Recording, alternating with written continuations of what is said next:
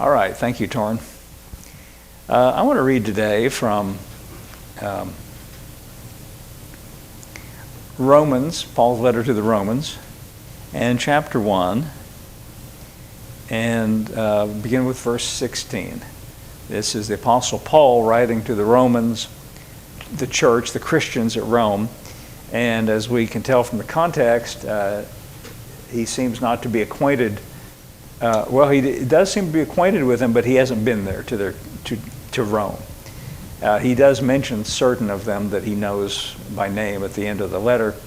But in the beginning, he sounds as though he's hasn't visited with them, but he hopes to. So the reason I bring that up is it's beneficial for us because he's writing from the point of view that these are people who have not heard his message. So he takes a little more time to explain in greater detail than he does with other letters. For instance, the Corinthians, where he stayed with them for about a year and a half, and they knew what he had to say, basically. But here in Romans, he goes into a lot of detail, and it's actually very helpful for us, important for us, and it's supposed to be helpful, let's put it that way. And you know, that kind of reminds me, I was thinking of this when I was coming to the building this morning. You know, what are we even doing here? You know, what's the point of us? Why do we meet regularly and talk about these things? What's the goal, or what do we hope to accomplish? Well, the goal, or the point is, we are talking about things that hopefully are helpful and useful, and give us things to put into our minds that are actually beneficial for us and can act as an antidote or counteract a lot of the negative things that we encounter in everyday life. And as far as I'm concerned, everything that we talk about in church and everything we talk about, even outside as Christians, concerning the topic of Christianity, it's all supposed to be positive. There's not supposed to be anything frightening or causing any kind of anxiety or fear. Everything is supposed to be beneficial. That's the spiritual environment in which we live. There's no threats, there's no pronouncements of doom coming out of heaven. The things we talk about and the things hopefully that then we think about are meant to cause a sense of security and peace and assurance. So here Paul is writing to the Romans, and I'm starting in verse 16, and what I've skipped over is him saying that he hopes to come and visit them, and he feels like he's got something important to say to them. And verse 16, he begins to get into it. He says in verse 16, "I am not ashamed of the gospel of Christ, for it is the power of God unto salvation to everyone that believes, to the Jew first and also to the Greek." Now before I go on reading, let's just talk about some of the things he just said. First of all, he said, "I'm not ashamed of the gospel." He doesn't mean it in the way that you might take it on the surface, that Paul is not a shy person, he's not an introvert, and he doesn't mean ashamed like, like you might think of a student is afraid to put his Bible on his desk because what are people going to think? He doesn't mean it like that. He's not shy at all. What he's meaning to say is, I've got a message that has created a lot of controversy and problems for him, but I'm sticking with it, and I'm not going to water it down or modify it, or I'm going to hold it up even though it's caused me a lot of problems. That's what he's saying. And if you read the book of Acts, you see that everywhere he went, riots broke out, people reacted badly, and mostly, let me just say this, mostly the people who reacted badly to it were not the secular rulers, were not the political rulers, were not the magistrates for the most part, and the the kings and people like that. It was mostly religious people who reacted badly, because Paul had a message that, what can I say? It contradicted the assumptions of many religious people of his day. because he is bringing a message that overturns what was then in the belief system, especially among Jews and people in the nation of Israel. Caused a lot of offense. And so he's saying here, I don't care. That's basically what he's saying. I know this is a controversial or offensive or radical message in the eyes of some people, but I'm not ashamed of it, and I'm not going to back off from it. And here is what is the point of it, why it was so controversial and radical, and and I'm going to say it still is today, because we aren't dealing with the same crowd that Paul was dealing with, but the same attitude. We are dealing with the same religious attitudes. Basically, if we could just for a moment just strip away the labels. Paul was in the context of first century Israel and Jesus and all of his disciples, and Paul all Jewish. Let's just forget about that part, the ethnicity and all of that baggage. Let's just say this, that the religious assumptions that informed the thinking of people who got offended with Paul was basically based on the idea that you as a human being and as an individual had to do certain things to make yourself acceptable to God. And Paul is coming along with a different message which flips it on its head and saying, no, you can't do anything to make yourself acceptable to God, but Jesus Christ has come into the world and changed the equation. That's my terminology, not his. And he makes you acceptable to God. And this really offended, and it still offends people. If you put it that way, it still is an offensive message to say it's not about you, it's all about him. This causes a lot of offense even still today. But notice what he says, I'm not ashamed of the gospel of Christ. First of all, gospel is a word that literally means good news. Our word gospel comes from a kind of conflation of two German words, meaning good speech or good news. Good and spiel or speech. And it comes together as gospel. That's where we get it. It literally means good news, something that is good news, not bad news. I point that out to say that the idea of good news excludes the idea of bad news. In other words, it can't be both good and bad at the same time. If it's good news, then it's not bad news. And what I say is, if it's not good news, it's not the gospel.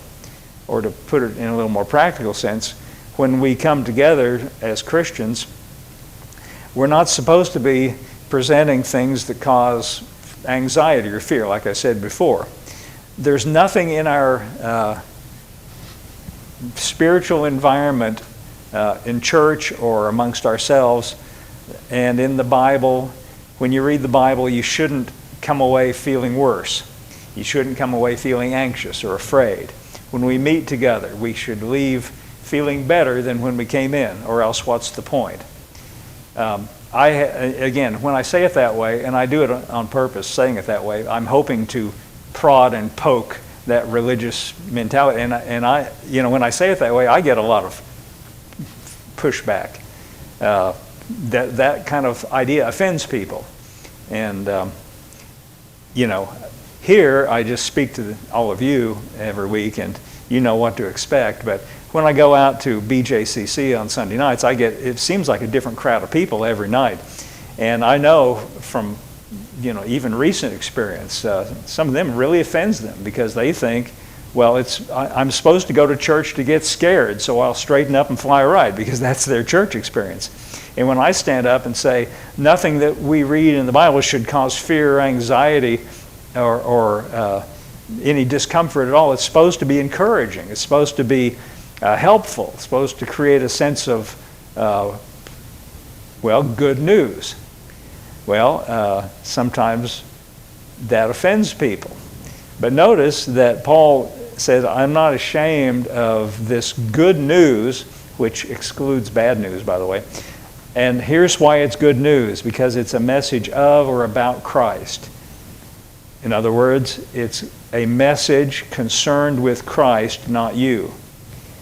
It's concerned with Christ and what He's done for you, not you and what you do for Him.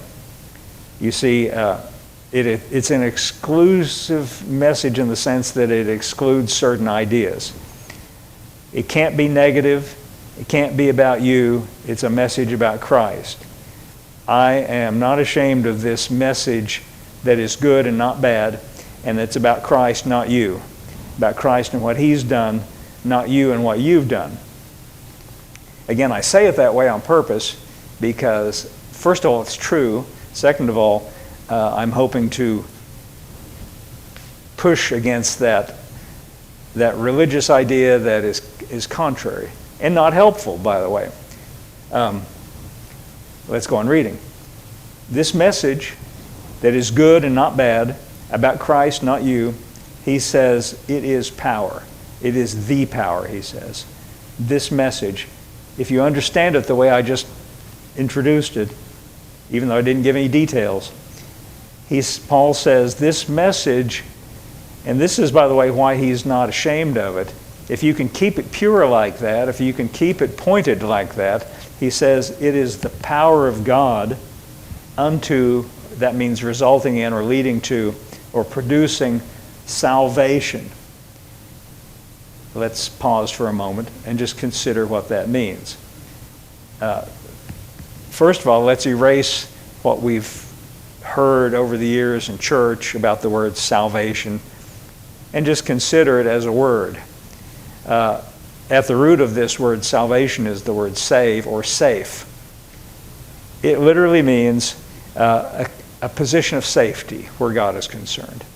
In other words, a condition or position of no jeopardy, where you're safe. If you look this word up in Strong's Concordance, which anyone can do, which I did also, save and salvation are basically the same thing. One's a verb and one's a noun. This word salvation is soteria. And if you look it up in Strong's Concordance, you'll find that Strong gives you a three-part definition. First of all, deliverance or rescue. Right away, that implies that it can't be something you've done for yourself. Second part is preservation. See, that's the part that most of the church world ignores. But he says preservation. Strong's Concordance does. This word soteria. Again, I want to erase the connotations if I could. I can't really, but if I could take a big eraser and just erase everything we've ever heard in church about this word salvation, let's just erase it and pretend like we never have heard anything. And here's a word, and what does it mean? Strong's Concordance says the soteria, the Greek word, means deliverance and preservation. So first of all, it's something God does for you, and then it's preservation. He keeps it that way. That's what preserve means, by the way. And then finally, safety. Preserved in a condition of safety. It's all God's work. We know from reading elsewhere in the Apostle Paul's writing, he pointedly says you don't contribute to it at all, not of yourselves, he writes to the Ephesians. But he says, this message of which I'm not ashamed, which is all good and there's no bad in it, and it's all about Christ, it's not about you, it's got power in it. And the power is to bring you into a condition of where you've been, where you know that you are conscious of your deliverance and preserved in that condition and safety. Now we come to what is your part. What do we contribute? That's what he says next. He says, to everyone that believeth, to the Jew first and also to the Greek. Let's deal with that last part first. Why does he say to the Jew first and also to the Greek? By the way, Greek means, that's just a euphemism for everybody not Jewish, Gentile, us, for instance, for the Jews and everybody else. Why does he say Jews first? Because they were first in line. John tells us that Jesus came unto his own, and that his own received him not. Who's that talking about? The nation of Israel. The people you read about in the Old Testament that are the chosen people of God under that old covenant. They're first because they had a covenant with God. And Jesus came as the last messenger of that covenant. In fact, there are places in the Gospels, it used to make me really uncomfortable to find these, but let's just deal with the reality of it, face up to it. There are places in the Gospels where Jesus said, I am not sent to anyone except the lost sheep of the house of Israel. He meant in his ministry, in his earthly ministry. He said this when a Gentile woman came to him for help, healing for her child. And Jesus said, I'm not sent to anyone except the lost sheep of the house of Israel. And he said it's not appropriate to take the children's bread. Who are the children? The nation of Israel. Or as Paul here says, the Jews. They had a covenant with God, and Jesus came as the last representative of that covenant. He said it's not appropriate to take the children's bread, in other words, that which is for them, belongs to them, and he said to take the children's bread and cast it to the dogs. That was her. That's kind of a rough way to talk, isn't it? You know what she said to that? She said, that's true, but the dogs get the crumbs that fall from the table, which is very astute. That is her saying, what they are rejecting, I will accept. That's why Paul here says to the Jew first. They were first in line.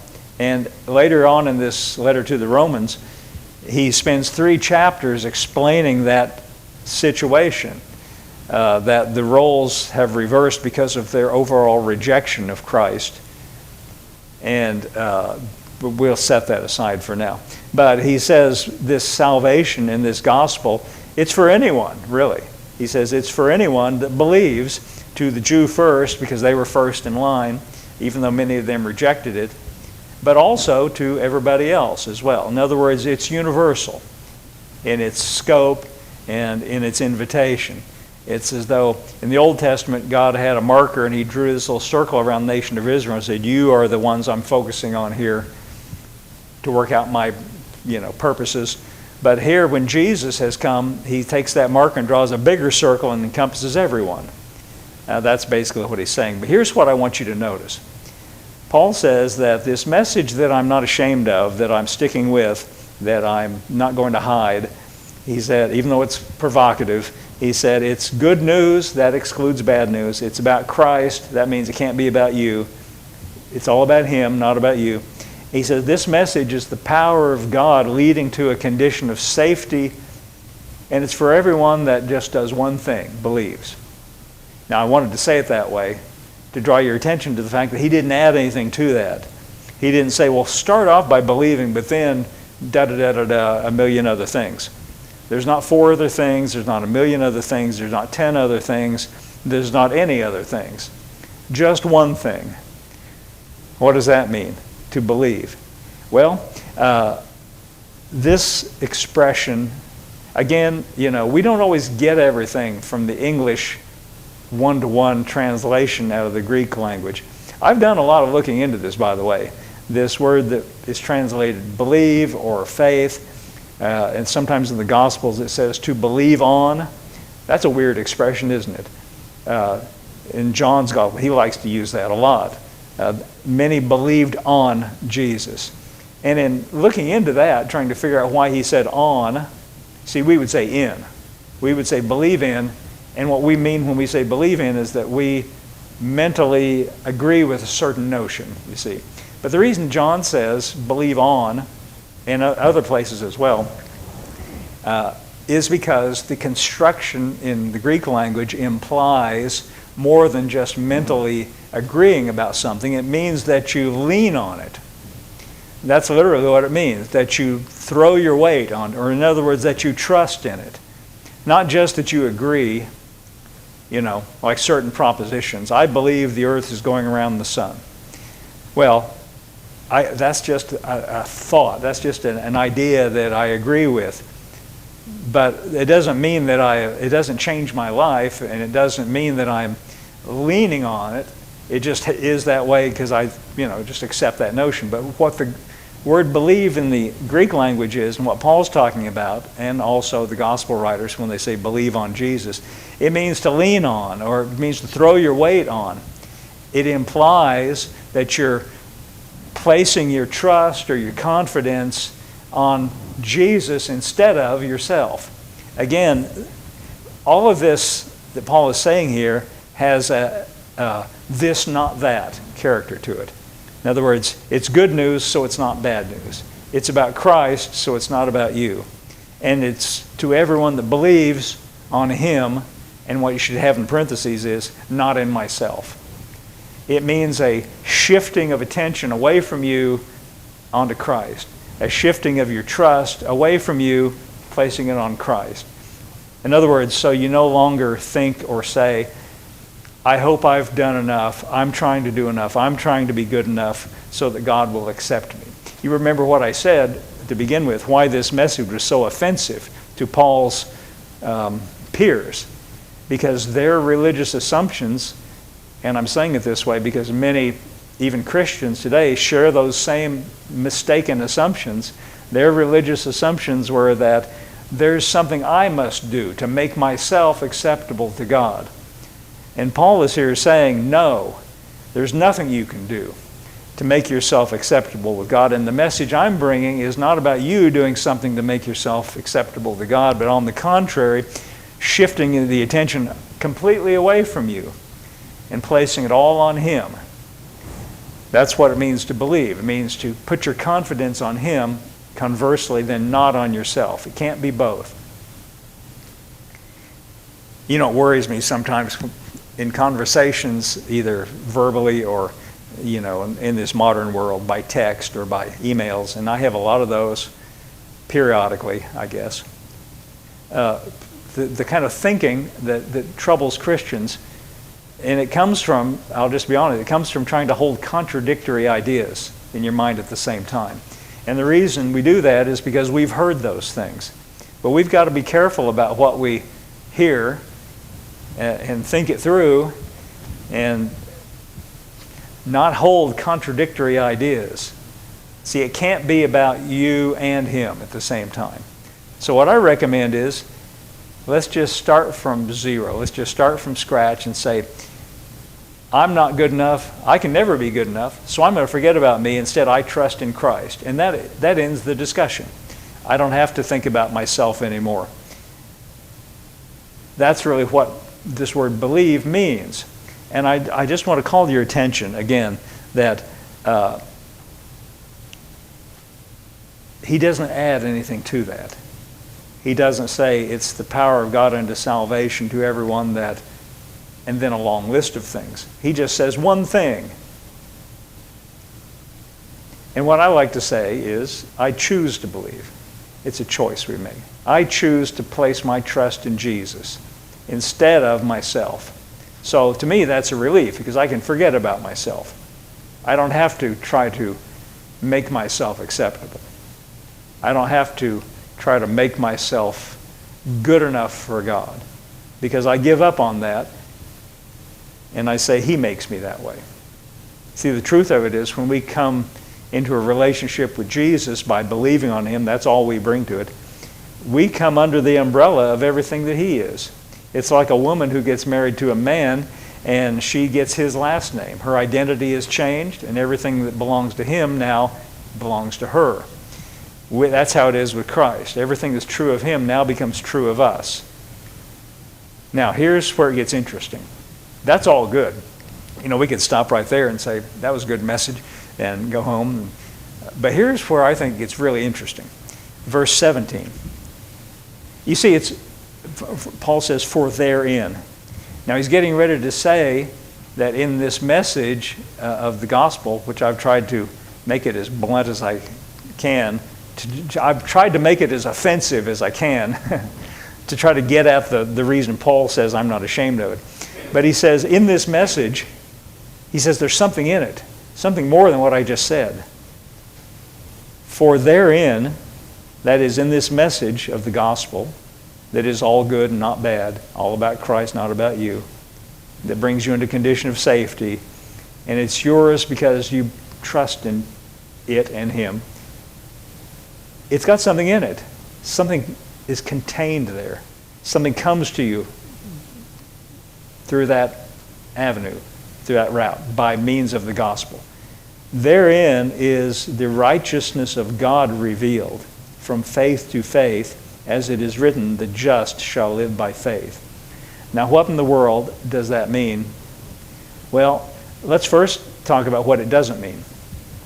When he says, therein the righteousness of God is revealed, he does not mean that it reveals that God Himself is righteous. That's the first thing we need to point out. Number one, everybody already knows that. I don't think there's anybody who has any doubts about that. It doesn't need to be revealed that God Himself is righteous. Now, this is one of those situations where the one-to-one translation of Greek into English fails us. Because what we fail to get is when we read the righteousness of God, we think God is righteous. The word of, think of it this way, pertaining to, about, something concerned with. And I'm going to tell you what it means, and then I'm going to tell you, first I'm going to tell you why I know it means what I'm about to say. I'm going to tell you that, no, I guess I'm going to do it the other way around. I'm going to tell you what it means, then I'm going to tell you why I know that. First of all, it doesn't mean that what is revealed in the gospel is that God is righteous. What it means is how God makes you righteous. Now, how do you know that? Because I've read the subsequent chapters. This I know because I've read chapters 2, 3, 4, 5, 6, 7, and 8, where it's all explained. After having read that, then you can look back and say, oh yeah, see, that makes this all very plain. Also, I can quote another translation. Here is the Phillips translation. Listen to this now. Phillips says in verse 17, I see in it, that is the gospel, God's plan for imparting righteousness to men, a process begun and continued by their faith. For as the scripture says, the just shall live by faith. And he's got it right. That's what it means. God's impartation of righteousness. Well, we've got to stop and say, what does that mean? I was talking to somebody one time, and they said, I don't want to hear any more messages about righteousness. I've heard all I need to hear about that. I've got a 10-part series by Brother So-and-so on cassette tape, and I know all there is to know about righteousness. And I'd like to say to that, no, you don't. I don't think most Christians really have a clue of what this really means. It's just a word. It's just this churchy word, just this religious-sounding word. What we really think in our minds, if I can be honest with you, I think what most people think when they see the word righteousness is they really think of self-righteousness, like somebody holier than thou, like somebody like a saint or something. I want to suggest to you that this word, as demonstrated by the way Paul explains it, again, I'd like to get out my big religious eraser and erase all the connotations we've had with this word righteousness. Let's just forget it altogether. Paul likes to use it, but what he means by that is not some kind of holier-than-thou religiosity. What he means by that, and I get ready for a different definition, and I'm going to demonstrate it in a moment. What he means by this, by God imparting righteousness to you because you believe in the gospel, what he means by that is he has brought you into a condition of permanent favor with God. You are under the umbrella of God's permanent favor. That's a better way, I think, to understand this. You come into a relationship with God in which you are under His favor and it can't be disturbed and it doesn't vary or waver. Number one, because it's not about you and you didn't achieve it. It came to you by means of you simply believing the gospel. Literally, if you look the word up in the concordance, and like I do sometimes in the Strong and other study material, it literally just means being brought into right alignment. It means, you could say it means right according to a standard. Some translations put that kind of spin on it. Here's one, for instance. This is the Easy English translation, which I like. Here's the way the Easy English translation. They focus on, or this translator focuses on, the idea that righteousness means right with God. The good news explains how God accepts people as right with Himself. He does this when they believe in Christ. It is only because of their faith, nothing else. That is what was written in the Bible long ago. Everyone that God accepts as right will live because they trust Him. Well, I like that. And you notice something else that was in this translation. The good news explains how God accepts people. That's another way to understand this. You could say it this way. The idea of in compliance with everything that could be required or approved. The stamp of approval. That's the way the God's Word translation renders it. Listen to this one now. God's approval is revealed in this good news. This approval begins and ends with faith. As the Scripture says, the person who has God's approval will live because of their faith. Now, all of those have one thing in common. They all, notice, first of all, they're all very positive. Each one of those explanations. I would prefer to say that you've come into a state of favor with God. Not that you established it and it wasn't the reward for your good works or your good effort or for anything that you've done. Purely a gift of God's grace. He brings you into a condition where you are under the umbrella of His favor. Now what I wanted to, actually that's all introductory. What I wanted to get to today, what I wanted to explain was, what does that look like? How does that play out in our everyday experience? Well, for that, I'm going to skip a bit to Romans chapter 4. Now, everything I'm skipping over, I hate the fact that I have to do that because it's all really good. You know, the trouble with me reading from Romans is I'm just tempted to just explain every little detail and talk about it because it's all really, really good. And if we had, if we had a long, long period of time, we might do that, but we don't. So what I want to get to today, and I want to try to keep concise if I can. Paul explains, and he does this in several different ways. What is this? See, this is really what Romans is about. What does this word righteousness really mean? And I think what he's trying to get across, what he sees in it is a word that means we have been brought into a condition of permanent favor with God. Here in chapter 4, he uses Abraham as an example.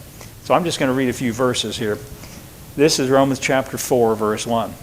What shall we say then that Abraham, our father, as pertaining to the flesh, hath found? This he says, acknowledging his Jewish readers who count Abraham as their father. So he's saying to them, also, by the way, these are the people who criticized Paul and attacked him for this message. So he's basically saying, and also this is a valuable point for us as well. What is it about Abraham that's so special? What did Abraham find that, why do we still talk about him? What's so important about it? Verse 2 says, for if Abraham were justified by works, he hath whereof to glory, or that is boast, but not before God. Now I need to bring something else to your attention that is not immediately evident if you're reading in English like we are. The word justified is the same word that is translated righteousness. It's just a different form. And it's exactly, identically the same Greek words. Just means righteous. Justified means made righteous. And whatever it is that Paul is getting at by this word, that's what justified means. Brought into a condition of favor. For if Abraham were justified or brought into a condition of favor by what he did, he could boast about it. That's what he's saying. In other words, if Abraham did everything right and dotted all the I's and crossed all the T's and He said, look at me, God, look at my life. I've done everything right. And God said, ooh, I'm really impressed. And I put my stamp of approval. He's saying, that's something you could boast about. You know, Abraham could boast about that. But then he says in verse 3, but what saith the Scripture? In other words, what we read about Abraham. Is that what it says? What do we read when we read about Abraham? For Paul and for other Jews, the Scripture is what we call the Old Testament. What do we read when we turn to Genesis and read the story of Abraham? Well, he tells us here. Here's what we read. Abraham believed God, and it was counted unto him for righteousness. Now, I think he means here, he's interpreting the word believe just the way I explained it in chapter 1. Abraham threw his weight of trust upon God. That's what it means to believe, by the way. Not just that you mentally agree, that you throw the weight or lean upon, put your confidence and your trust upon. Abraham trusted God. And of course, it was concerning with the message that God brought to Abraham. But it says Abraham believed God. See, that's what Paul is arguing in chapter 1, that we are in this condition of favor, not because we've done something, but simply because, and for no other reason than that we believed on Christ, or thrown our weight and our trust upon Him. So Abraham, he says, did that. And it says that Abraham believed God, and it was counted unto him for righteousness. Now, I'm going to say, it's like we're trying out some new clothes here. We're trying out a new pair of shoes, see if they fit. I'm going to try out this understanding of what it means. It was counted to him for a condition of permanent favor. We're going to see in a moment, or I'm going to bring it to your attention. But let's just go on reading. He wants to emphasize that it's not a reward for something you've done. It's not something you earn. Verse 4 says, now to him that worketh is the reward not reckoned of grace, but of debt. In other words, if you work for it, then you can expect to be rewarded. But he said it's not a gift anymore. It's one or the other. See, Paul's got this, when he presents something, he's got this one or the other, this binary way of looking at things. It's this, so it's not that. So in other words, if it's a gift, then it can't be something that has anything to do with work. Verse 5 says, but to him that worketh not, but believeth on him that justifieth or makes right or brings into a condition of favor the ungodly, his faith is counted for righteousness. Now, Paul here is concerned that we understand the bigness and the greatness and the force of this that he's saying. And so he draws on David in one of the Psalms. He's quoting from, where is that? I had it written down here somewhere. He's quoting from Psalm 32. Even as David, verse 6 says, David describes the blessedness of the man. Now this is an important word because here's another way to understand what it means. This condition of favor means you're under God's permanent state of blessings. And he uses that word blessedness to mean that. A condition of permanent favor and blessing. David describes what it's like. The blessedness of the man unto whom God imputeth righteousness without or apart from his work. Saying, and here he's quoting from David, verse 7, blessed are those or they whose iniquities are forgiven. Now so far, most Christians will go along with you. I think, even though there's various ways of understanding forgiveness, I think most Christians believe in the forgiveness of sins. Now many of them put a fence around it and say, well, you've got to do certain things or to open the gate, you know. In other words, you can have it, but only if you work or do something. They make it a reward, sort of. Paul's not thinking that way. But most Christians, you know, believe in the forgiveness of sins under certain conditions. What I'm going to say is I believe in an unconditional, proactive on the part of it. I think that's how Paul understands it. But nevertheless, most Christians will go along with you there. Blessed are they whose iniquities are forgiven. Okay, most people agree with that. And whose sins are covered. Again, covered means removed from sight. And again, I think many Christians will go along with that, maybe not as many. Because what you're really saying is when you say sins are covered, that means you'll never be confronted with them again. They're buried, in other words. It's gone. I believe that. I believe, again, that's unconditional and proactive. That's just a plain result of what Jesus did on the cross. I base that on Hebrews 9:26 and others passages, many other passages, but that's the most clear one that comes to my mind. Hebrews 9:26 said that Jesus put away sin by the sacrifice of himself. And I've shown you, I've made this little demonstration here many times where I take this Bible and put it away and it's out of sight, right? That's what covered means. So I think many Christians go along with that. Maybe not as many as the first. I think all Christians agree with forgiveness of sins under certain conditions. Maybe not as many believe in the sins are covered. You know why? Because what they want to also hold on to is a contradictory notion that somehow at the end of their life, God's going to spring it all out on you again and say, ha, look, now you're on the hook for all these things you've done. I know that is in the mind of many Christians. When I was younger, my parents, we started off by going to the Methodist church. Nothing wrong with the Methodist church. I like it just fine. They've got a really pretty building down there, don't they? And I've had a lot of experience there. We went there, and then my parents at a certain point got, I guess I would say, more serious about things, and we kind of began to go to some other religious meetings and hear other people, and that's the best way I can explain it. They just wanted to go deeper, and they got a little more serious about it. But at that point, they started taking a little more personal direction in, or concerned about us as kids. Now, they were just sort of new to this thing that they'd become involved with, and so they didn't really know what to say or to do with us, so they had us go to a children's Bible study, which fine, and they brought us in contact with, and at these Bible studies, certain kind of Christian literature designed for children in the form of little comic books. But here's what I want to say. Those little comic books were not very helpful. When I went to great pains to tell you before that the gospel is all good news, not bad news, do you remember all the things I said? It should not cause any anxiety or fear.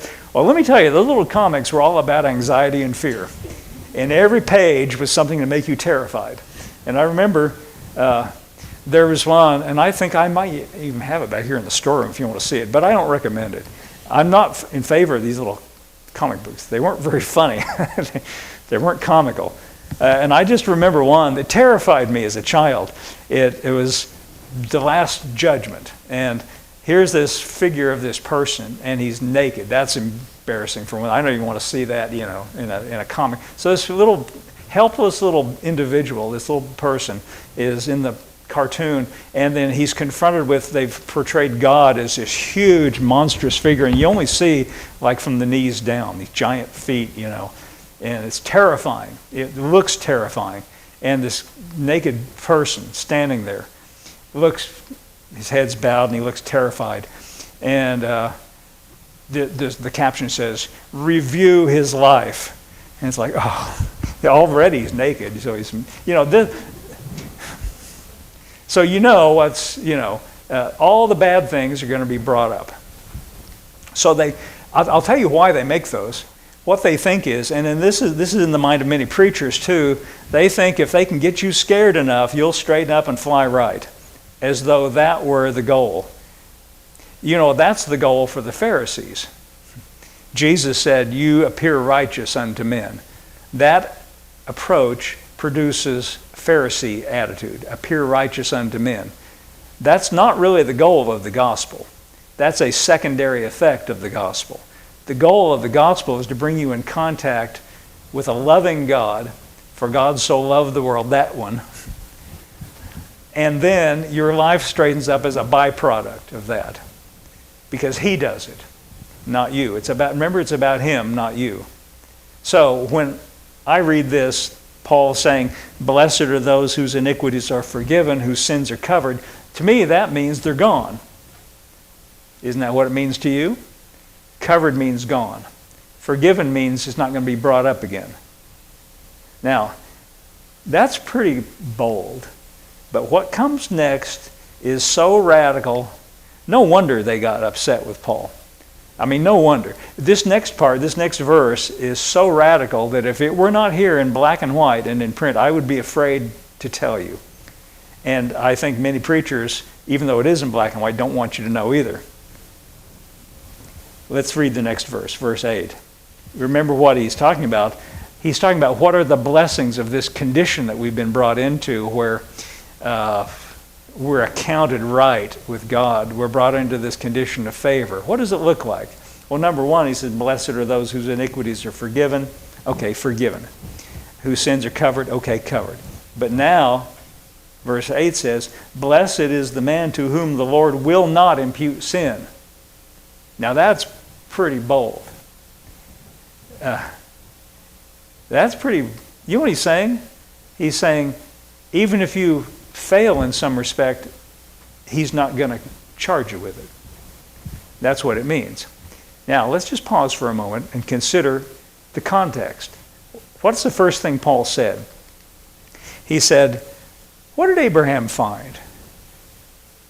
Why do we talk about Abraham? What's important about him? Was it because he worked really hard and strenuous moral striving, he made himself a saint? No.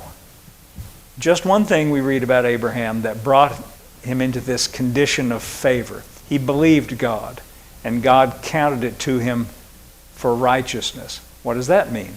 Well, it's a condition where Paul says, not only are your iniquities forgiven and covered, but you come into a condition where God will not charge you anymore. You're in a permanent state of favor. Now, can I just point out to you two things about Abraham? If you read the story of Abraham, and we don't have time to do it right now, you'll discover that after this encounter with God, where God counted him, what can I say, in right alignment, gave his stamp of approval. I'm using those definitions we heard earlier. My favorite one, under an umbrella of God's favor.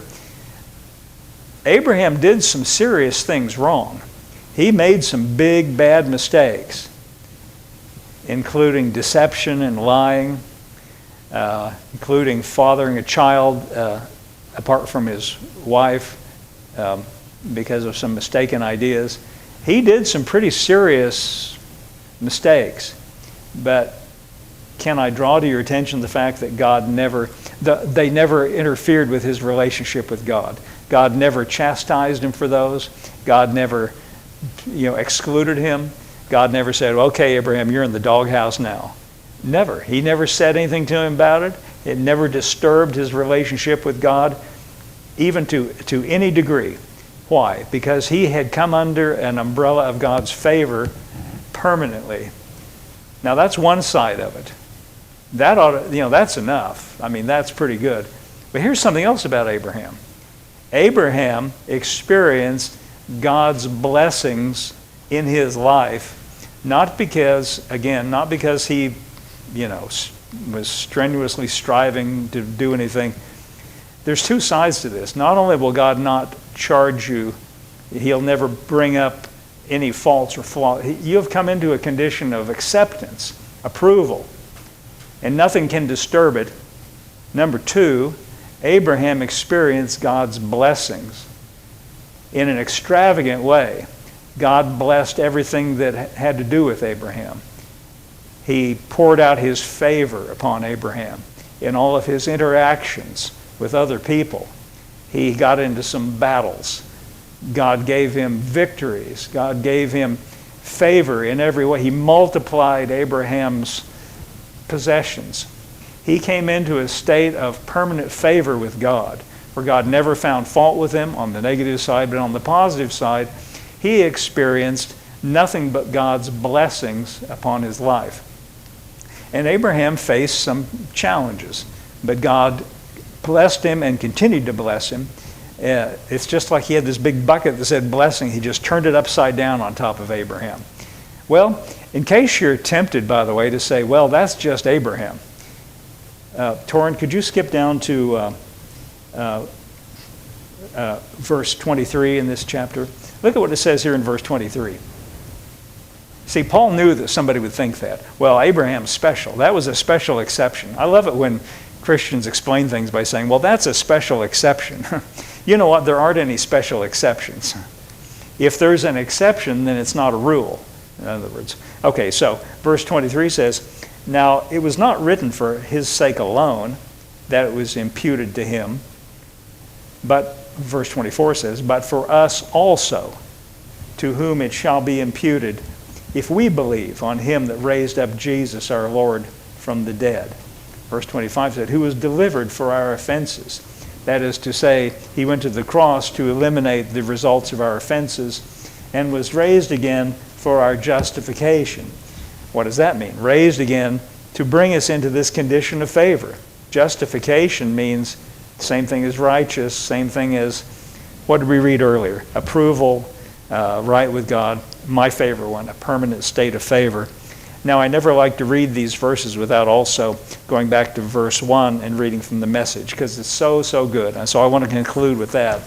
I like what the Message says about this. So, Torrin, could you go back to verse 1 and bring up the Message? So how do we fit what we know of Abraham, our first father in the faith, into this new way of looking at things? All right. If Abraham, by what he did for God, got God to approve him, he could have certainly taken credit for it. But the story we're given is a God story, not an Abraham story.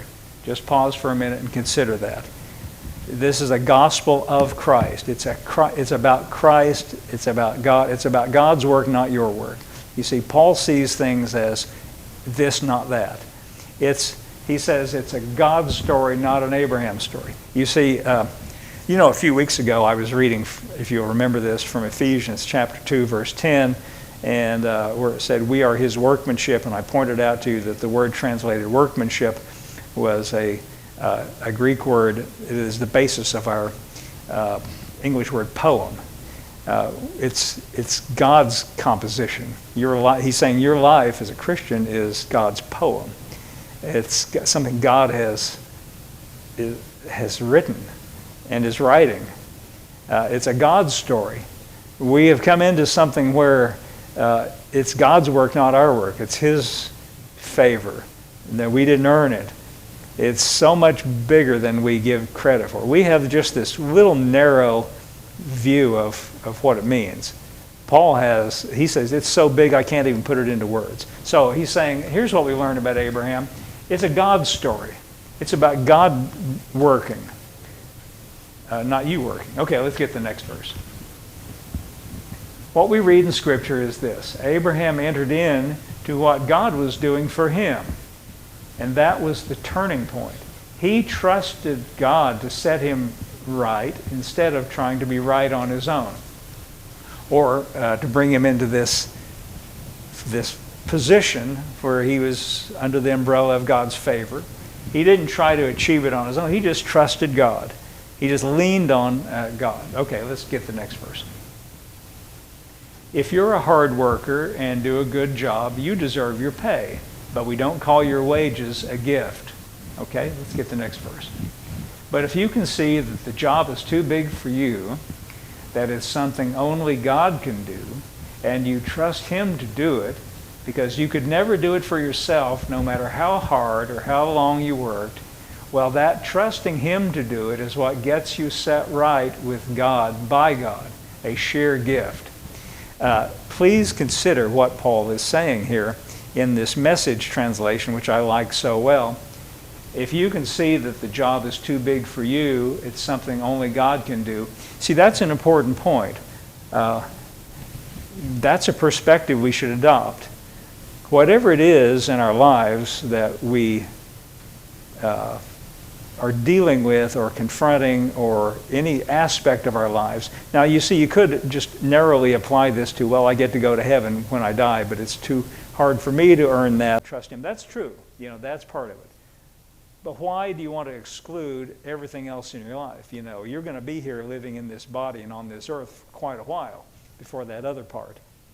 You should apply this to everything, and I mean everything that has to do with your waking life, your everything in your life. As Paul says in Galatians, the life that I live in the flesh, I live by faith in the Son of God who loved me and gave himself for me.